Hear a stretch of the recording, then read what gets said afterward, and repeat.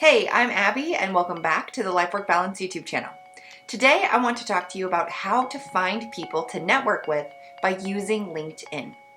Now, the reason I want to talk to you about this today is because I met with a client earlier this morning and they were telling me that they're feeling like they've applied to all of the jobs that they can apply to in their industry. However, one of the things they have not started to do is network. So I went through the process on how to network using LinkedIn and how to find people to network with using LinkedIn. And I thought it might be helpful to share that information with you so that once you start applying to jobs, you can also begin the networking process. The reason networking is so important is because about 80% of jobs are filled through networking. Now, most of the time, organizations do post all of their jobs so that they can ensure a competitive process in order to fill the position. However, if someone internal to the organization knows someone who might be a good fit for the organization, it's likely that that person that they know will get an interview or at least have a higher likelihood that their application will be considered compared to someone who doesn't have that connection. So networking is incredibly important to finding the correct job for you and to quickly find a job for you. If you are someone who is just applying to jobs, just sending out applications, and you're not using networking to your full potential, you will likely be applying to jobs for several months before you get a solid job offer. So it is important that you can use networking to your advantage during the job search process. However, before we jump into that, I want to go ahead and remind you to give this video a thumbs up if you're looking forward to learning about how to find people to network with using LinkedIn. And if you haven't already, please go ahead and hit that subscribe button as well as the bell so that you can receive life work balance advice delivered directly to you every Sunday. When it comes to using LinkedIn to network with people in organizations that you'd like to work with, the first thing you need to do is ensure that you have a LinkedIn profile. So if you don't have a LinkedIn profile, please go ahead and check out my videos on that topic. I have several tips on how you can create a stellar LinkedIn profile and get noticed by using LinkedIn. However, step one to networking with people on LinkedIn is to make sure you have a complete LinkedIn profile. So if you don't have a complete LinkedIn profile, you're going to want to stop where you are right now, spend some time putting together your LinkedIn profile, and then come back to this step.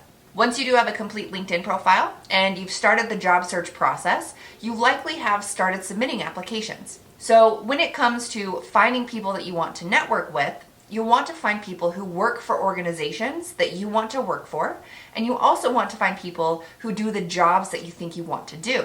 Ideally, you find someone who works for an organization that you want to work for and works in the job that you'd like to do. So for example, the client that I was working with this morning is applying to jobs to be an environmental scientist. They've also applied to several different types of organizations. So when it comes to your LinkedIn profile, the first thing you'll want to do is search for the organizations that you've applied to or search for the organizations that you think you'd want to work with. In this case, the client that I was working with this morning applied to a job with a company called Environmental Works in Kansas City, Missouri.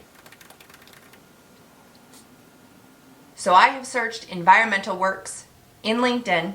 I have found the organization and the business page on LinkedIn. And so I'm going to go ahead and click on the organization's name and view their business page.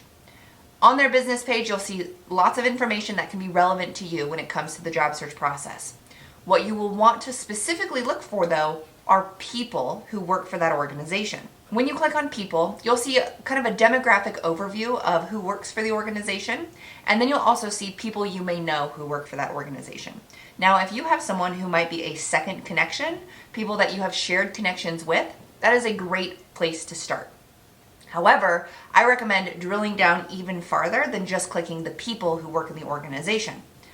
So, like I mentioned, my client wants to be an environmental scientist and is applying to environmental scientist jobs. So I'm going to go ahead and type environmental scientist. Now you can see by typing in environmental scientist, my search has been narrowed.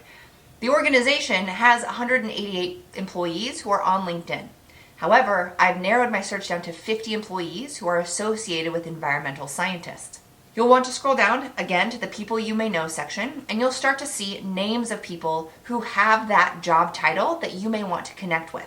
You can see there are many different people who have environmental scientist as their job title. You can also see there are people who have associate scientist as their job title.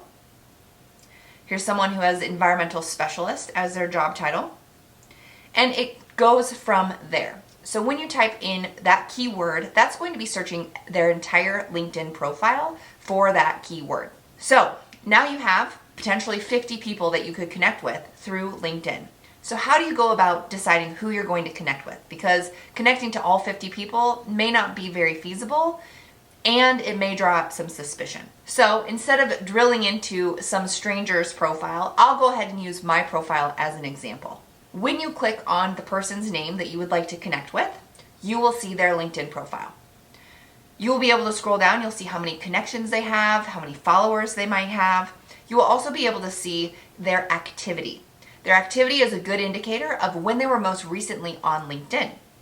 So, for example, you can go ahead and click Show All Activity, and you will then click All Activity. All Activity will show you when they might have posted something, but also when they engage with other people's posts. So when they've liked it, when they've commented on it, when they've shared content. What I like to do is look at when that post that they liked, shared, or commented was originally posted. So for example, I liked a post by Gary Vaynerchuk, who posted this 14 hours ago, which means that I was on LinkedIn at least 14 hours ago. If you find someone whose profile shows they have activity where they've liked something from a year ago or a month ago or 2 years ago, that might be an indication that they're not usually on LinkedIn, so they might not be the best candidate for you to connect with. And this isn't because they're not going to be helpful, but this is likely just because they're not on LinkedIn very regularly, so they might miss your connection request. So first and foremost, check out their activity. See if they've been active recently within the last week or so, and if so, they could be a good potential person for you to connect with and for you to start building your network with. You'll want to go back to their profile, and then you want to do some combing through their education, their experience, and some of their volunteer and other information that's on their profile. So you can look at their About section, you can read that. That will give you a good idea of what they do, who they are, and what they want to share. And then you can look at their experience. In their experience section, look for those keywords for jobs that you want to apply to. So for example, if you are the person who wants to be an environmental scientist, look for those keywords associated with environmental science. So for example, maybe you want to be an assistant environmental scientist or an associate environmental scientist or a senior environmental scientist. Maybe you want to work in natural resources. So those types of keywords are words that you should keep in mind while you're searching through someone's LinkedIn profile. If you come across someone who works for the organization that you want to work for and they have the job title that you want to have, take some time to read through their experience section. Get an idea of what type of experience they gained in order to move into this position. Maybe they started off as an intern and then they were in the entry-level scientist position and then they were able to move up from there. Once you've looked at their experience section, then you want to go in and look at their licenses and certifications. That might give you a good idea of future growth and development opportunities. See if they have any volunteer experience. That might give you an idea of if the organization promotes social activities like volunteering in their community. It also might give you a good idea of what sorts of professional organizations you could join to continue to expand your network and grow and develop your personal and professional skills. You'll look at the skills section. That might give you an idea of what types of skills you need so that you can be successful in that position. Organizations, like I said earlier, you can decide if there are any professional organizations that maybe you want to join so that you can continue to build your network. And then interests. Interest is a good place for you to be able to spend some time to decide if there are certain things that you want to follow on LinkedIn to continue to expose you to the industry and the thought leadership associated with the industry that you want to join. So there might be influencers or specific people that you could follow who talk about environmental science or whatever it is that you're interested in moving into. Companies is also a good option to pick because that could give you an idea of additional companies that you could apply to or companies that you could follow who could be leaders in the industry. The same thing goes with groups and schools. So once you've picked someone whose profile you can review in a very thorough way, you'll want to go through their profile as a whole. Then you're going to send them a connection request. Now, some people might prefer for you to follow them rather than connect with them. You will need to dig a little bit deeper into their profile to make sure that you can connect with them. Now, if you do not pay for LinkedIn Premium, which I don't pay for LinkedIn Premium, I don't think it's worth it. But if you pay for LinkedIn Premium, you'll be able to send people messages without being connected to them. However, I recommend that if you're going to be networking with people, you should connect with them. So if you're connecting with them, you can send them a message that is 300 characters or less. So you don't have a lot of space to be able to make your case so that they will want to connect with you. So make sure you watch my video on how to correctly connect with someone on LinkedIn. You do not want to be boring. You do not want to be bland. You do not want to come off as spammy.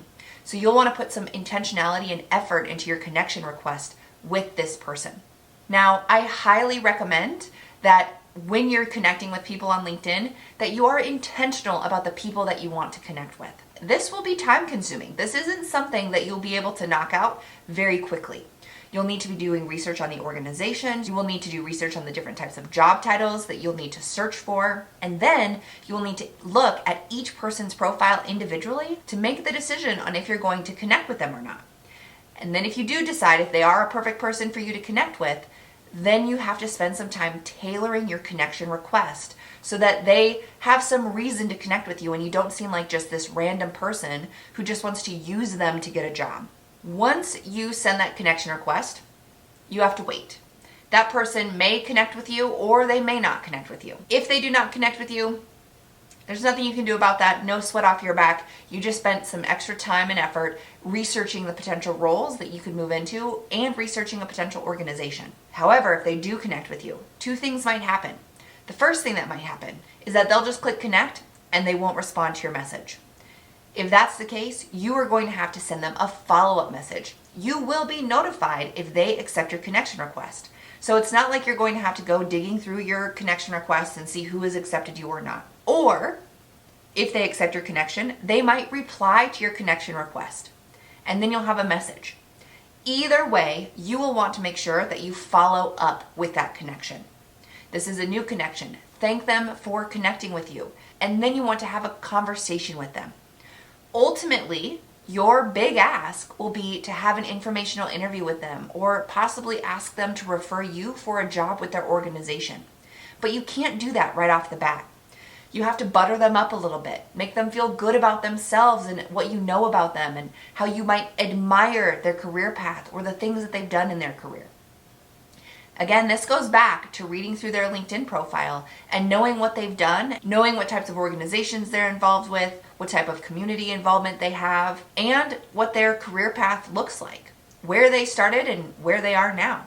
You will want to let them know that you appreciate the opportunity to connect, you admire their career path, and that you might have a couple of questions for them about how they've grown in their career, if they have any advice for someone who's looking to get into this career, how they like their current organization, etc. So you'll ask them a couple of questions, get to know them, and then after a few back and forth messages, then you will have your ask. Your ask will either be that informational interview where you might be able to schedule a phone call or a Zoom call for 10 to 15 minutes to ask them some questions about their industry, their job, their organization, just to get to know them a little bit better, evolve the relationship a little bit more. Or if you feel like you've been able to do that, maybe you've already had an informational interview, then the next step might be to ask them for their referral for a job. That might be through a formal process, like through their applicant tracking system, where they can actually type in your name and email address with a specific job and refer you for that job. Or it might be putting a good word in with the current hiring manager or recruiter, or connecting you directly to the hiring manager or recruiter. So networking with people on LinkedIn is not something that is going to happen quickly, and you're not going to immediately see results when you connect with someone on LinkedIn to getting a job with that organization. It's going to take some effort, it's going to take some time, and you're going to have to be intentional and put some quality time into how you go about this process. No one likes feeling like they're being used. However, we do like feeling valuable and helpful. So if you can help someone feel that way about you, that will just exponentially expand your opportunity for being able to use LinkedIn to your benefit as a professional network to get a new job. So I hope you found this video helpful. If you did, please go ahead and give it a thumbs up. If you have any questions, comments, thoughts, or ideas on the networking process and how to use LinkedIn for networking, please go ahead and drop them in the comments box below. I do love receiving comments, and I respond to every single comment that comes through individually.